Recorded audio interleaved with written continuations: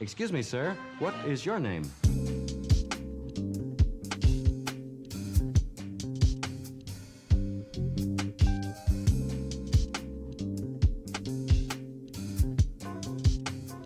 And what do you do?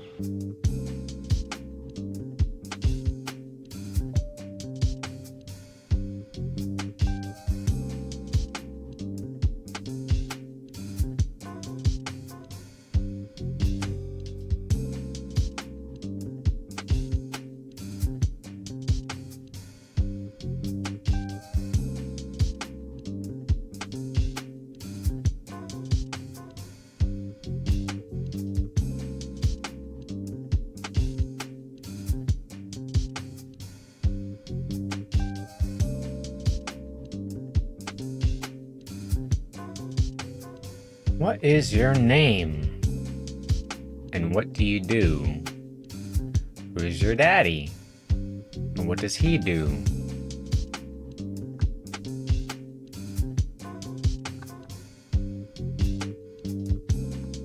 All right.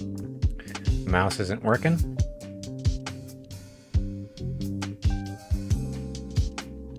Okay. Mouse is always acting up while I'm streaming. If I want to watch some nonsense movie, or if I want to do some nonsense game, the mouse is just fine. And it... Alright, finally. So it's not the battery. It's something else. It just happens to affect the mouse from time to time. Coincidentally, when I'm doing stuff like this, but whatever.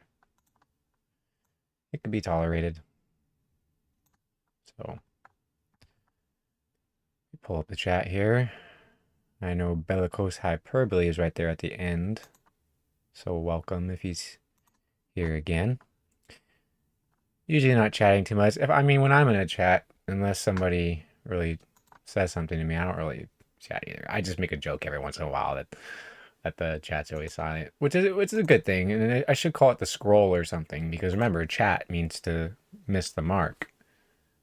Chat means sin in Hebrew, so I don't know. I don't know at this point. I just talk to people. And so I try not to call it a chat. I try to call it the scroll. I forgot. Call it a scroll. Is anybody writing on the scroll right now? That should be the language. But anyway. All right, let's just start reading. That's what I want to do. I'll just start reading because I want to get a lot of reading done in this section, because I have a feeling the next one might not get to the reading. It's just like the last one. So we gotta isn't it interesting we get all that like Victoria stuff right after Hitler said about Vienna looking like, thinking of her as enthroned queen whose authoritative sway united the conglomeration of heterogeneous nationalities that lived under the Habsburg scepter. He's praising Victoria. He literally says Zig Heil. That's a Heil victory. So anyway, he was just kicked out of Hollywood, so he wrote this book and wants to create his own Habsburg Empire and call it Hitlertaria. So Mr. Hittite continues here. This is page 69. That's literally in the Freemasonic arch where the portals open to Lucifer. So let's read page 69, shall we? It's the yin-yang twins, too. It's the Gemini.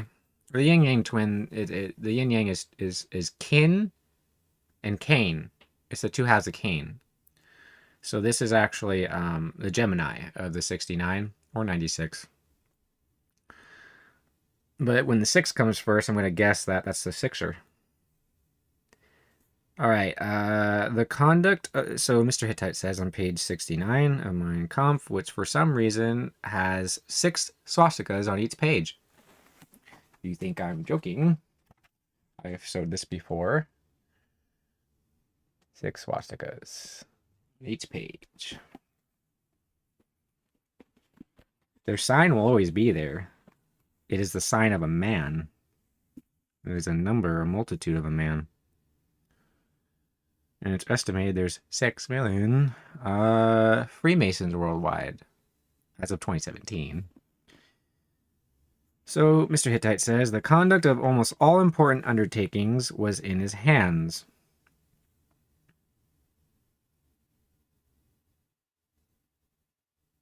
He's talking about the leader of Germany, Austria, or something. Was in his hands. He provided the state, for the most part, with its leading technical experts and civil servants. He was responsible for carrying on the foreign trade of the country as far as that sphere of activity was not under J control, which, remember, they don't want Hebrews controlling it because they're always good at merchants. That's Abraham. They don't want Abraham in control. He's talking, in truth, he's talking about Soviets, but he gives them this label because that's the anti-Soviet, is the true Abrahamite. The German-Austrian exclusively represented the political cement that held the state together, according to Hitler's opinion. His military duties carried him far beyond the narrow frontiers of his homeland. Though the recruit might join a regiment made up of the German element, the regiment itself might be stationed in Herzegovina, too much information, as well as in Vienna or Galicia. The officers in the Habsburg armies were still Germans, and so was the predominating element in the higher branches of the civil service. How he fools you is that the Franks, invaded the Gauls, mixed with the Gauls and the Alemanni and the Saxons. So he's trying to say this stuff about French and this and that. He's never going to tell you about Franks and Gauls and stuff like that. He's just like, Germans. What does German even mean? What does American mean? What is Vienna? What does Viennese mean? So, Germans was the predominating element, the higher branches of the civil service. Art and science were in German hands, apart from the new artistic trash, which might easily have been produced, he says, by a Negro tribe. Hittites are a Negro tribe. They're just white. This guy is hating on his own people. He's a Hamite. He has a Hittite nose. He's a Hamite, and so are African, and so are certain Africans. A lot of Africans, according to that skull map, seem to be very European. Skull-wise. Japheth.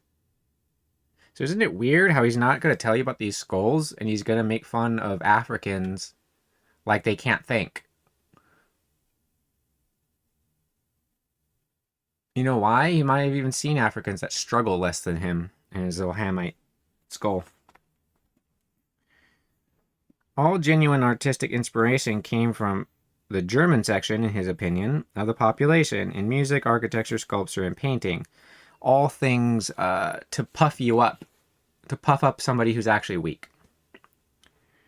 Now, it's good to have music and architecture. To fluff it up so much, to have golden marble and all that, it shows that the emperor has no clothes. If you use architecture strictly for safety and function, then that's fine. If you use music for worship and function, that's fine. These people don't use it for that. So Mr. Hittite continues, Vienna abundantly supplied the entire dual monarchy, dual carnane, and the source deal, art of the deal. And the source never seemed to show signs of a possible exhaustion. Finally, it was the German element, in Mr. Hittite's opinion, that determined the conduct of foreign policy, though a small number of Hungarians were also active in that field. See, he says Germans, when a lot of Germans were Christian. The only reason Germany got to the level of its self-perceived supremacy is because a lot of Germans submitted to scripture. And the real scripture too, because a lot of them didn't believe the false science about the shape of this world. All efforts, however, to save the unity of the state, says Mr. Hittite, were doomed to end in failure because the essential prerequisites were missing. There was only one possible way to control the hold and check the centrifugal forces of the different and differing nationalities. This way was to govern the Austrian state and organize it internally on the principle of centralization. In no other way imaginable could the existence of that state be assured. Centralization. Washington, D.C., Vatican, London. I can go on. He continues, now and again there were lucid intervals in the higher ruling quarters when this truth was recognized, but it was soon forgotten again or else deliberately ignored because of the difficulties to be overcome in putting it into practice. Every project which aimed at giving the empire a more federal shape was bound to be ineffective because there was no strong central authority which could exercise sufficient power or force, peace through strength, within the state to hold the federal elements together. Mr. Hittite continues, it must be remembered in this connection that conditions in Austria were quite different from those which characterized the German state as founded by Bismarck. So there's again, Borschmark. It's just worthlessness and war. Germany was faced with only one difficulty, which was that of transforming the purely political traditions, because throughout the whole of Bismarck's Germany, there was a common cultural basis, just like Americanism. The German Empire contained only members of one and the same racial national stock, according to Hitler, with the exception of a few minor foreign fragments.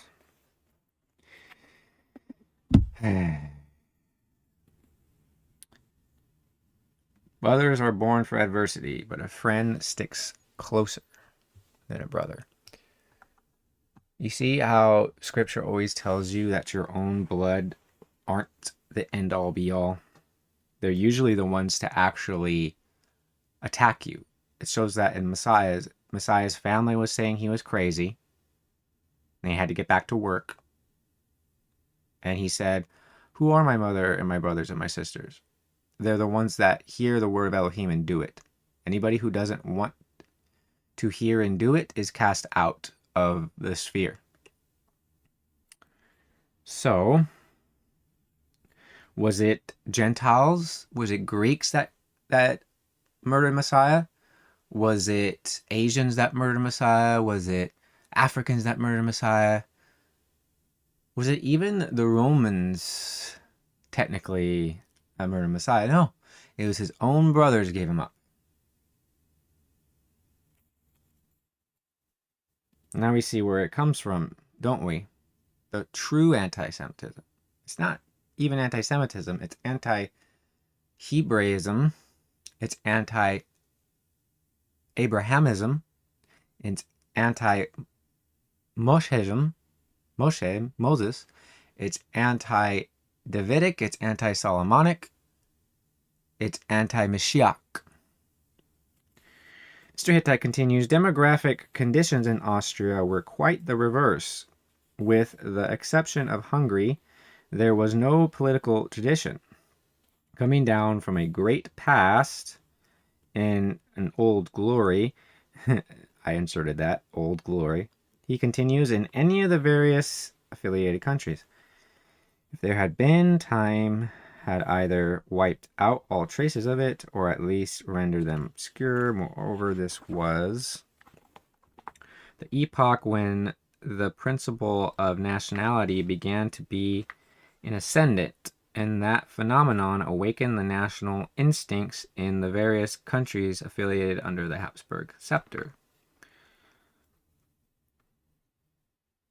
It was difficult to control the action of these newly awakened national forces because adjacent to the frontiers of the dual monarchy, new national states were springing up whose people were of the same or kindred racial stock, which doesn't actually matter. He continues, as their respective nationalities that constituted the Habsburg Empire. These new states were able to exercise a greater influence than the German element. Just like Macedonians with Greece, they call it Greece. It's not even Greece. They were different tribes and stuff, and they didn't call themselves Greece. They were called Greece by Macedonians and Romans. Just like Palestine is a derogatory term. They called Israel that. These people are Gazites. They're Gazites or they're Israelites. But Gazites, a lot of them there are this Hebraic bloodline. And there's Christians there. And there's good Muslims and there's good Jews there. Do you understand? And they live together. And they help each other. They feed each other. They pray for each other. Do you understand? I have nothing against Jews or Muslims or anybody. As individual people, individual actions, individual characteristics. Let's see. Mr. Hittite continues on page 70.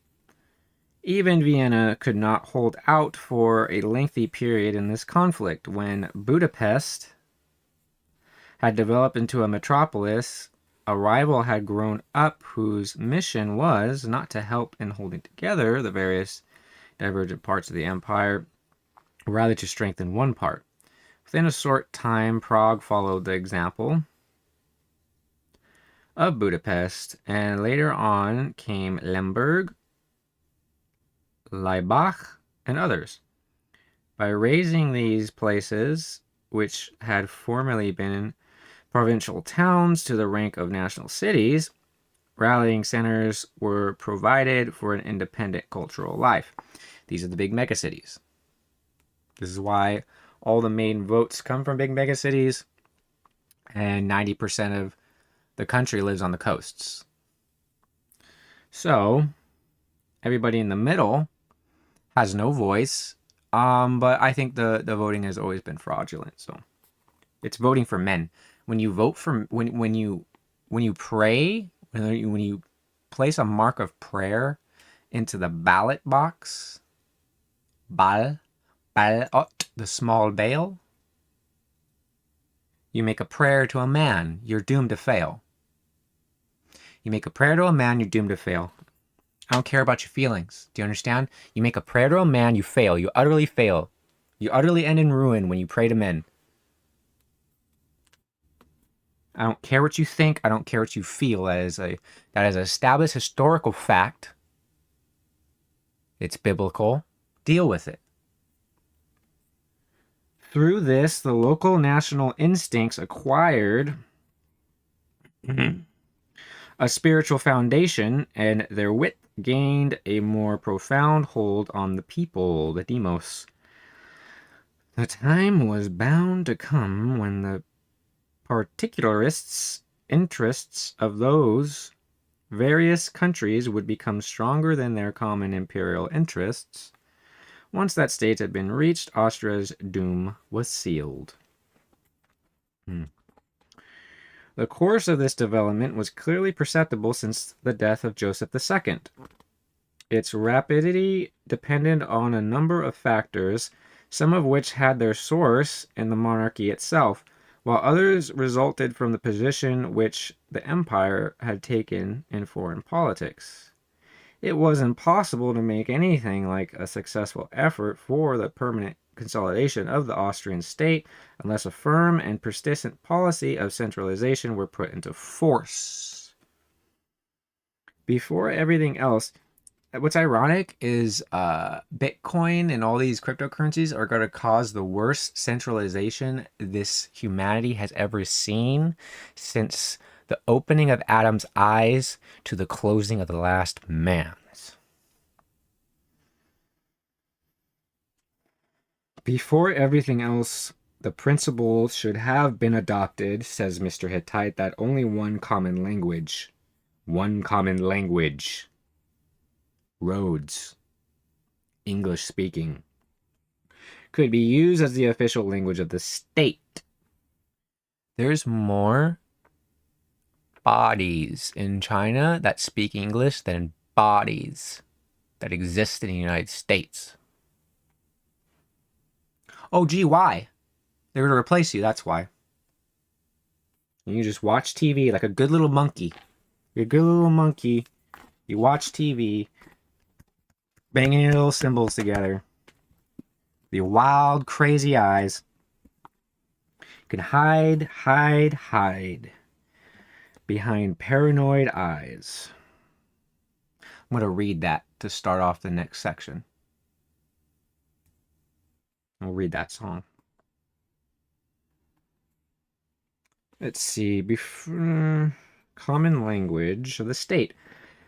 He continues, Mr. Hittite, thus it would be possible to emphasize the formal unity of that imperial commonwealth, and thus the administration would have in its hands a technical instrument without which the state could not endure as a political unity.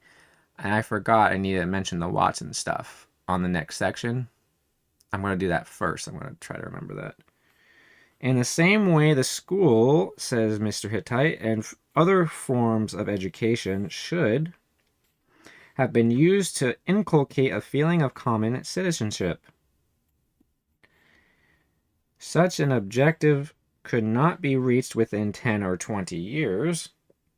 The effort would have to be this is not a man of the people. He would use clearer language if he was a man of the people. He's a deceiver. In terms of centuries, just as in all problems of colonization, steady perseverance is a far more important element than the output of energetic effort at the moment. Ooh. Listen to that. It goes without saying that in such circumstances, the country must be governed by and administered by strictly adhering to the principle of uniformity.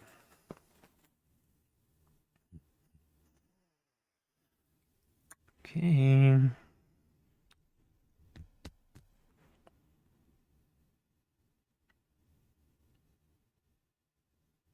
Oh, the bits of sand.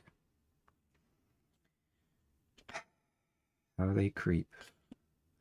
For me, he says, it was quite instructive to discover why this did not take place, or rather why it was not done. Those who were guilty of the omission must be held responsible for the breakup of the Habsburg Empire. She doesn't like the breakup. Does he like or not like the breakup of the Habsburg Empire? Anyway, he's bolstering it. Almost like it got a mortal wound and then it was healed. More than any, that's when the wilderness beast starts creeping up again, showing its face. He continues, more than any other state, the existence of the old Austria depended on a strong and capable government. Remember he kept saying the Danubian Empire? The Habsburg, for Vienna or something. The Habsburg Empire lacked ethical uniformity, which constitutes the fundamental basis of a national state and will preserve the existence of such a state, even though the ruling power should be grossly inefficient. When a state is composed of a homogeneous population, the natural inertia of such a population will hold the state together and maintain its existence through astonishing long periods of misgovernment and maladministration. Is that somehow good? He's saying that if you make a nation of only one people, you can actually prolong the suffering and prolong the corruption because they'll see each other as brothers, even though they're being corrupted by their own brothers. This man must have just thought that the whole world was less intelligent than him, didn't he? So he continues, stubbornly and ignorantly. He says, it may often seem as if the principle of life had died out in such a body politic.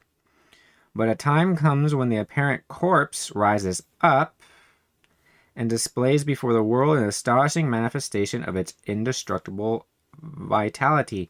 He's comparing the dual monarchy to the two witnesses in Revelation. No German Christian had an excuse in Hitler's Germany. Oh, I see you. It's a little spider going up and down. I see that little spider. I gotta get him. Hopefully I can get him before he goes somewhere. Because sometimes those little tiny baby spiders, they'll bite you and they're so venomous. It's like a tiny bite. Ugh, it's nasty. Anyway, so Mr. Hittite continues, headlong to his own destruction. He says, but the situation is utterly different in a country where the population is not homogeneous. Oh, so it just happens faster, that's all. Where there is no bond of common blood, but only that of one ruling hand. Should the ruling hand show signs of weakness in such a state, the result will not be to cause a kind of hibernation of the state, but rather to awaken the individualist instincts which are slumbering in the ethnological groups. Do you understand that this man fears true freedom? True sovereignty, that comes from Elohim. There's no such thing as self-sovereignty. If you say you're self-sovereign, you're saying that you are Elohim. But the truth is, lo Elohim. Lo Elohim. You are not. You are not. These instincts, he says, do not make themselves felt as long as these groups are dominated by a strong central will to govern. The danger which exists in these slumbering separatists' instincts, and they call them separatists. Slumbering separatist instincts can be rendered more or less innocuous only through centuries of common education, common core, common traditions. I inserted common core, by the way. Common traditions and common interests. That's three, like red, white, and blue, all mixed together. Common education, that's the white. Common traditions, that's the blue. Common interests would probably be the red. Or traditions would be the red, and the common interest would be the blue. So, he continues, the younger such states are the more their existence will depend on the ability. Wait, there's a comma where I don't know if that comma should be there. But let me read it according to the comma. Just because that's how he wrote it. If he wrote this, then whoever typed it just put a comma in a weird spot. So let me just read it according to the comma, even though it's confusing to me.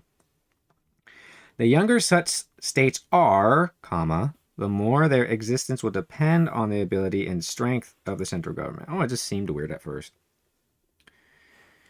Yeah. If their foundation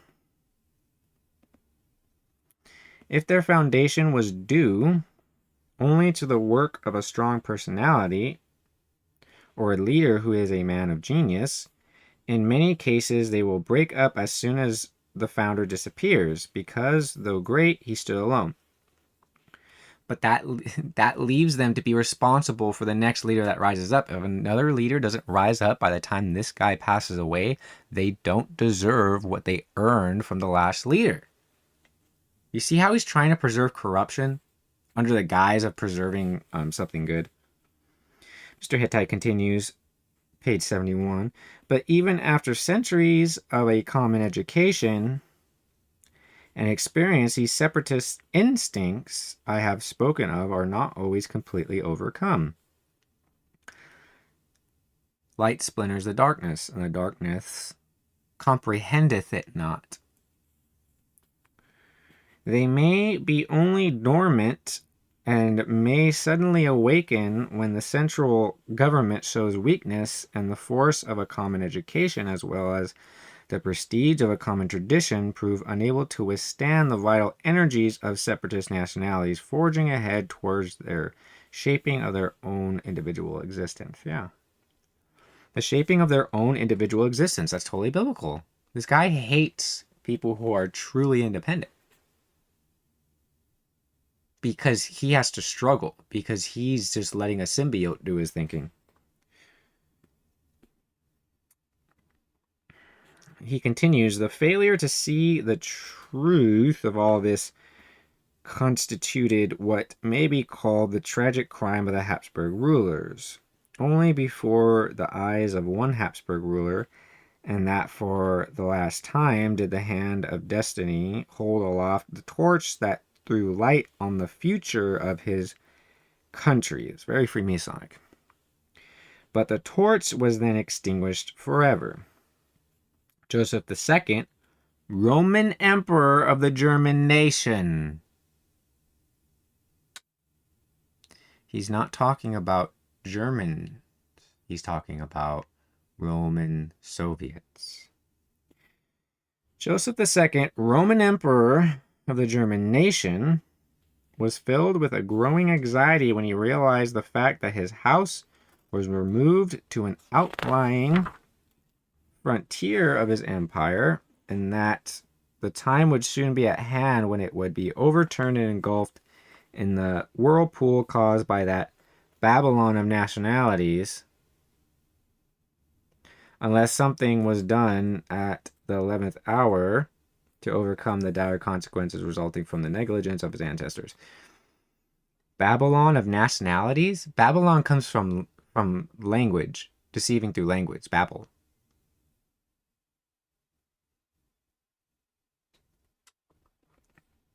It actually means the house of Father God. Or Father Force. They worship Father Christmas. They worship Father Time. Do you understand? So Mr. Hittite continues, with superhuman energy, this friend of mankind made every possible effort to counteract the effects of the carelessness and thoughtlessness of his predecessors. Within 1 decade, he strove to repair the damage that had been done through centuries. If destiny had only granted him 40 years for his labors, and if only 2 generations had carried on the work which he had started, the miracle, in his opinion, might have been performed. But when he died, broken in body and spirit, after 10 years of rulership, a righteous man doesn't get broken. His work sank with him into the grave and rests with him there in the Capuchin crypt. Capuchin, that's Kaftor, sleeping its eternal sleep, having never again showed signs of awakening.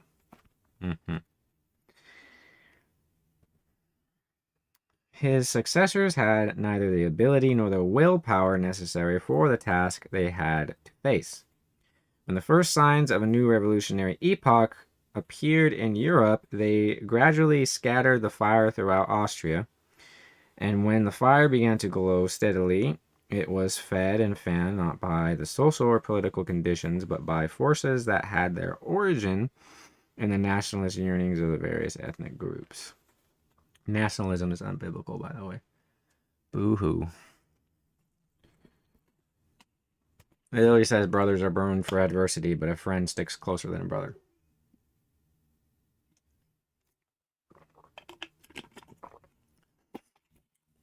So I don't need brothers. I need friends. Okay.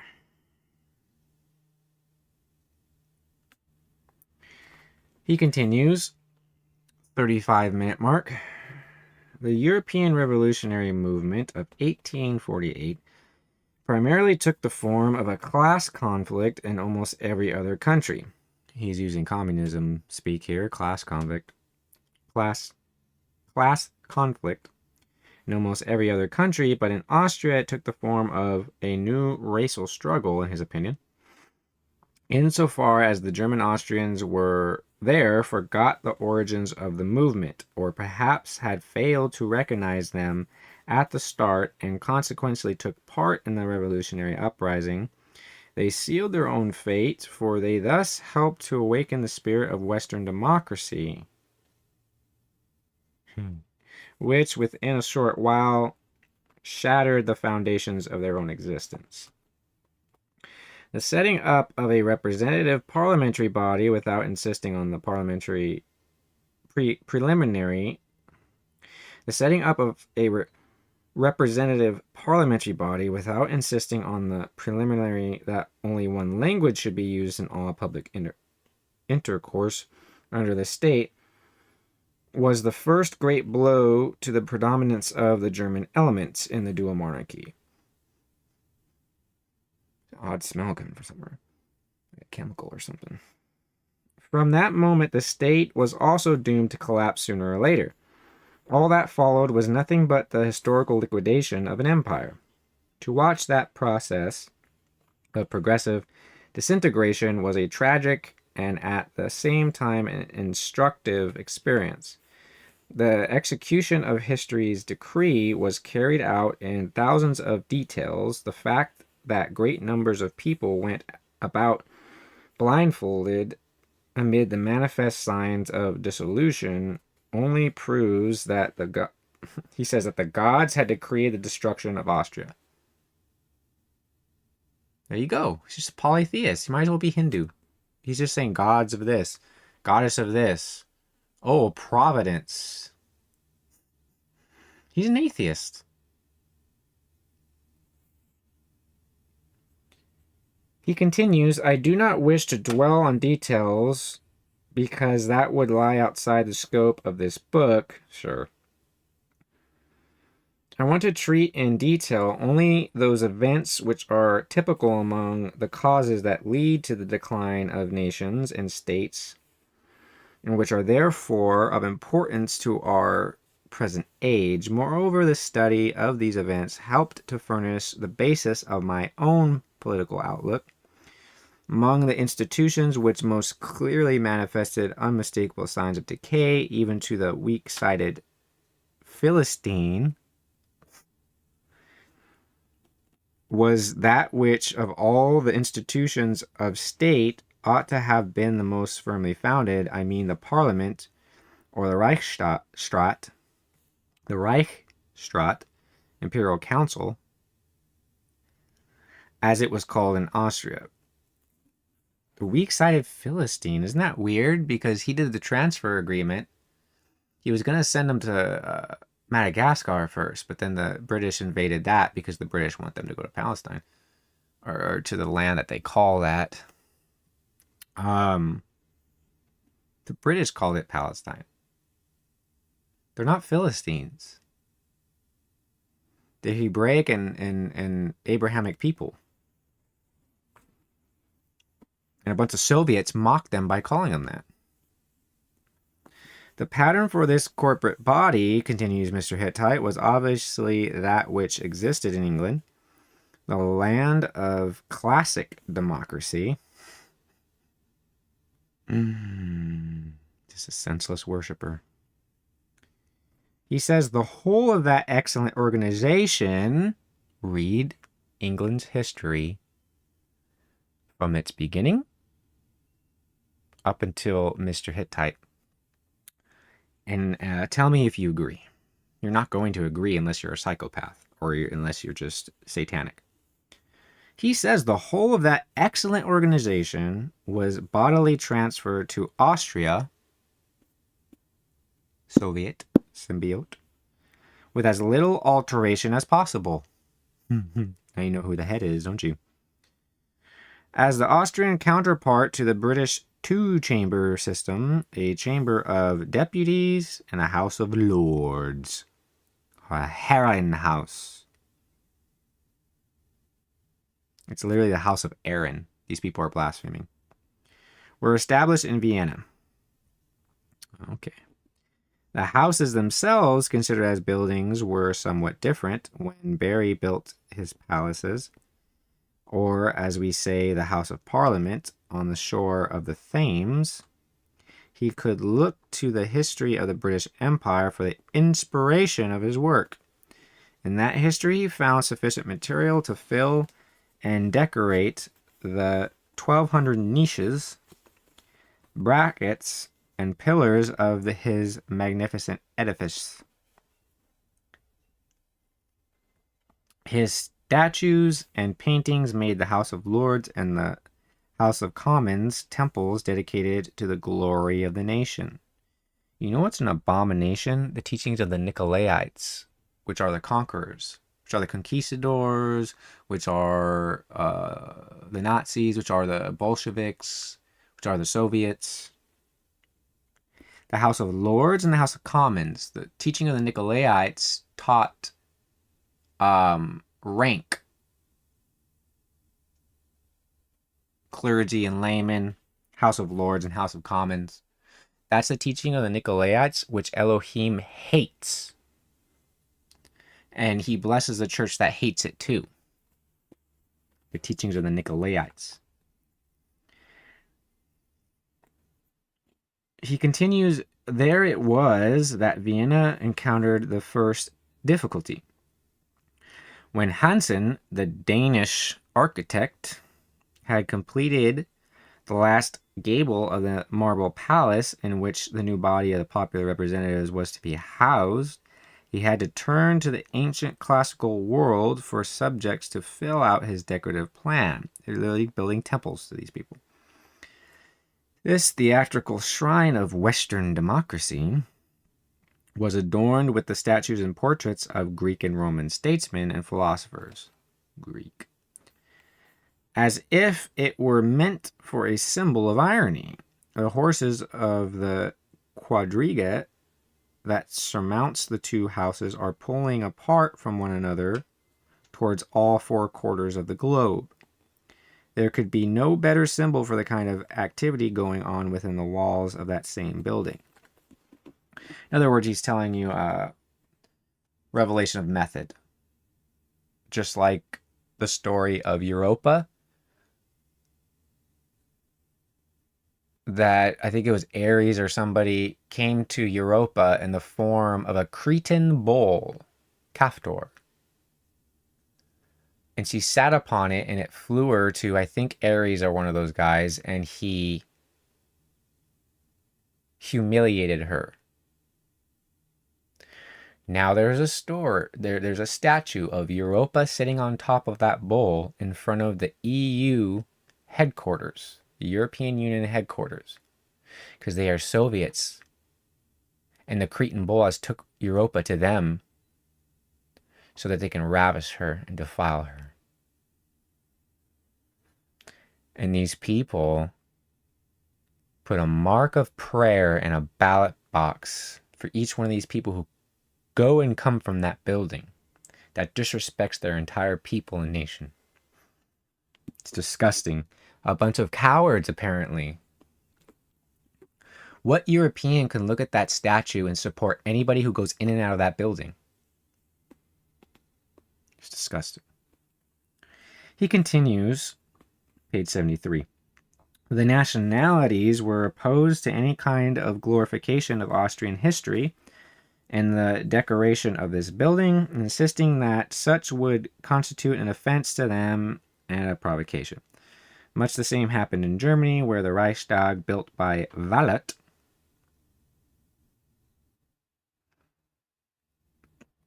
was not dedicated to the German people until the cannons were thundering in the World War.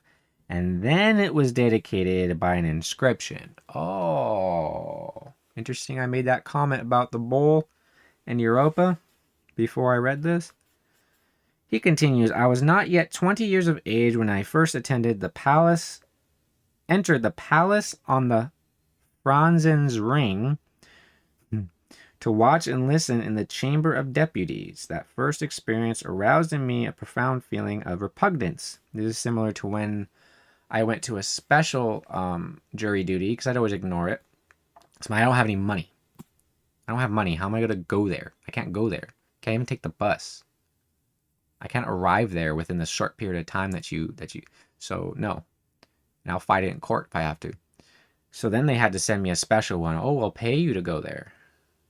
Because it was a special case, and it was very interesting. It was like some drug seller or something. Very interesting. The way they picked all the juries, literally they asked their favorite movies and books and weird questions because our judicial system is a joke. And that's what I got to learn, and I got paid. I got paid to learn that my country is a joke. That's right. And I cast that check in an un-American way. Hallelujah. I won't say though. Actually, it's kind of anyway. So Mr. Hittite continues. I'd always hated the parliament, he said, but not as an institution in itself, quite the contrary. As one who cherished ideals of political freedom, even though he doesn't like individuals having individual thought, I could not even imagine any other form of government.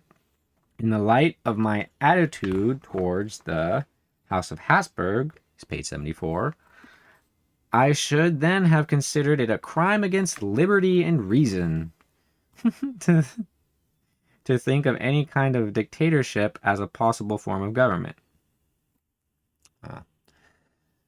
That quote didn't age very well, did it? Oh, 47-minute mark. What's the next president going to be? Oh, Trump actually says Force 47. Isn't that cute? He thinks he has his own force. Space Force. Oh, I'm the Space Force against space. He thinks he's the Force against space. He thinks he's Atlas. This is sad. And what's funny is, like, I swear if I get any kind of, like, TOS for saying that Trump is, like, a coward or anything, that would be very ironic. And go against their whole narrative that they're fighting against him and they don't want him to be the president. So Mr. Hittite continues. Oh, I think my spray bottles with the oils are getting warm. Cause now I'm smelling peppermint. So I got like 10 minutes left. It won't get too hot in here. It's just during the day it gets hot. At night it's cold because we got this artificial lake that screws with the whole climate of this area. If the lake was just drained, it would be a way cleaner place. There'd be way less bugs, way less humidity. Plants would grow better. The air would be cleaner. The septic stuff would actually run down and filter to the soil 600 extra feet and be washed down through a river instead of being a stagnant, disgusting dead pool. But nobody... They want to have their cute little peninsula and feel like gods, don't they? So they make this artificial thing. And there's a lot of Native American artifacts underneath that lake. Almost like they might have just drowned a bunch of people that lived there. It's like, oh, well, we said we were going to build it and you didn't leave, so. Seems like they're doing that right now in Gaza, but anyway.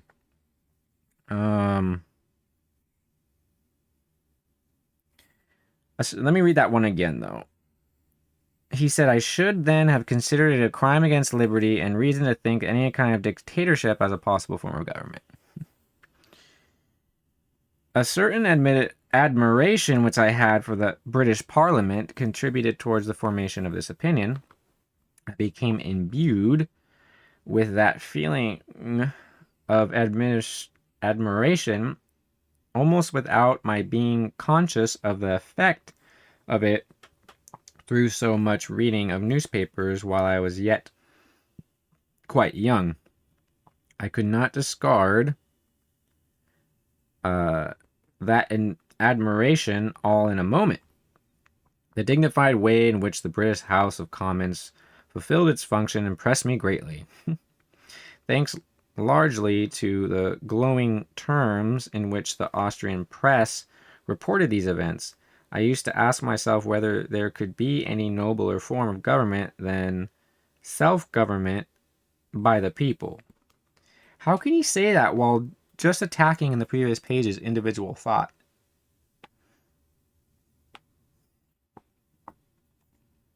He continues, but these considerations furnished the very motives of my hostility to the Austrian Parliament. The form in which parliamentary government was here represented seemed unworthy of its great prototype. The following considerations also influenced my attitude. The face of the German element in the Austrian state depended on its position in Parliament. Up to the time that universal suffrage by secret ballot was introduced, the German representatives had a majority in the Parliament, though that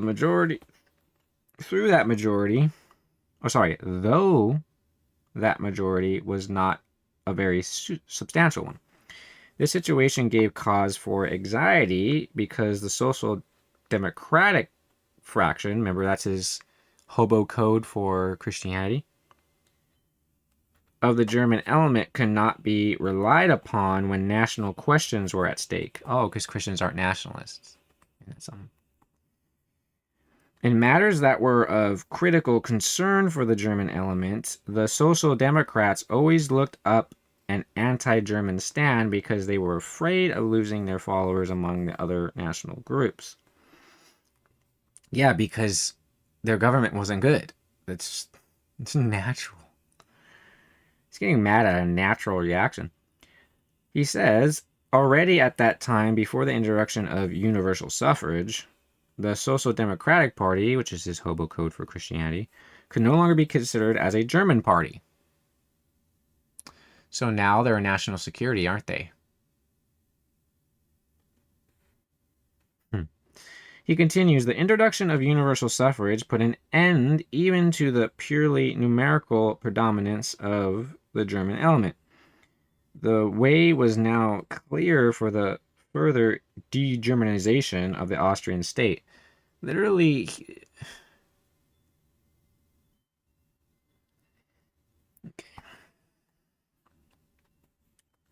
the national instinct of self-preservation made it possible for me to welcome a representative system in which the German element was not really represented as such, but always betrayed by the social democratic fraction. Why? Because Christians don't worship men. That's why his hobo code for Christians is social democratic. He continues, yet all these and many others were defects which could not be attributed to the parliamentary system as such, but rather to the Austrian state in particular. I still believed that if the German majority could be restored in the representative body, there would be no occasion to oppose such a system as long as the old Austrian state continued to exist. Such was my general attitude at the time when I first entered those sacred and continuous halls. Contentious halls, sorry. For me, they were sacred only because of the radiant beauty of the majestic edifice. Do not marvel at the woman. I will show you her end, says the angel to John. He says, a Greek wonder on German soil. Two fake names, German and Greek. He knows this. He might know this stuff. He might believe his own lies. I don't know what these people actually believe. They're insane. They fall asleep and they wake up symbiote again, ready to relive Groundhog Day. It's Groundhog Day.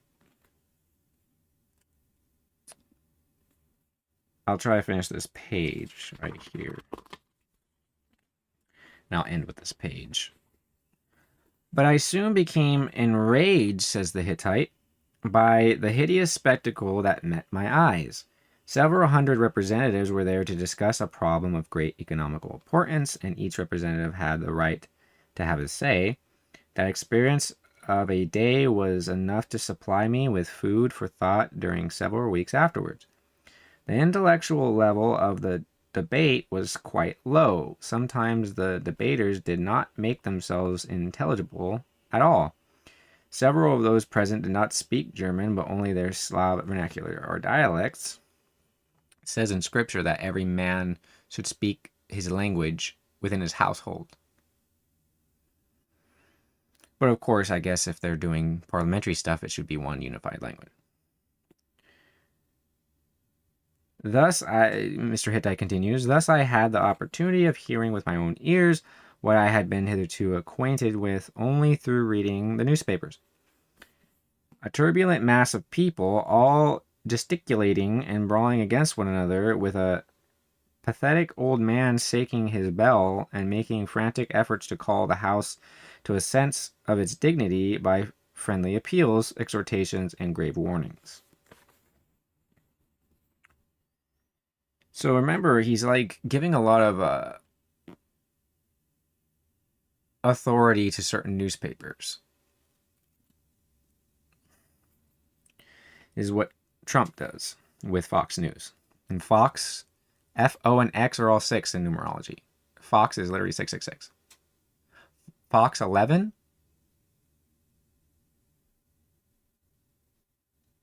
Six times 11, 66 times 11, 666 times 11. Do the math. And you can literally see there's like a dome over Fox 11 and these 2 horns of light, which in Hebrew means Quran, are piercing the heavens. That's the Hebrew language. If someone has a problem with the Hebrew language, I don't care. So, Mr. Hittite continues, I could not refrain from laughing. Several weeks later, I paid a second visit. This time, the house presented an entirely different picture, so much so that one could hardly recognize it as the same place. The hall was practically empty. They were sleeping in the other rooms below. Only a few deputies were in their places, yawning in each other's faces. One was speechifying. That's probably the German word is probably something like filibustering. Speechifying. A deputy speaker was in the chair. When he looked round, it was quite plain that he felt bored. Then I began to reflect seriously on the whole thing. I went to the Parliament whenever I had time to spare and watched the spectacle silently but attentively. I listened to the debates as far as they could be understood, and I studied the more or less intelligent features of those elect representatives of the various nationalities which compose that motley state. Gradually I formed my own ideas about what I saw. A year of such quiet observation was sufficient to transform or completely destroy my former convictions as to the character of this parliamentary institution. I no longer opposed merely the perverted form which the principle of parliamentary representation had assumed in Austria. No, it had become impossible for me to accept the system in itself. Up to that time, I had believed that the disastrous deficiencies of the Austrian parliament were due to the lack of a German majority. That's just a delusion. He says, but now I recognize that the institution itself was wrong in its very essence and form. Oh, it wasn't the people's fault. It was from the top down. No corruption to always from the bottom up. Always, historically, scripturally, always from the bottom up.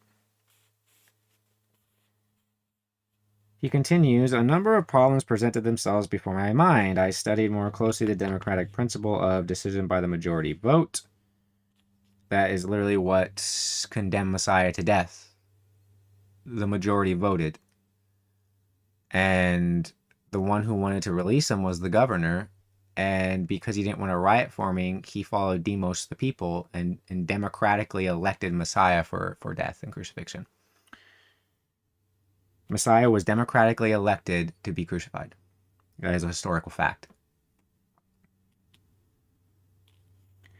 Number of problems presented themselves before my mind. I studied more closely the democratic principle of decision by the majority vote, and I scrutinized no less carefully the intellectual and moral worth of the gentlemen who was the chosen representatives of the nation, were entrusted with the task of making this institution function. Thus it happened that at one and the same time, I came to know the institution itself and those of whom it was composed, and it was thus that, within the course of a few years, I came to form a clear and vivid picture of the average type of that most lightly worshipped phenomenon of our time, the parliamentary deputy.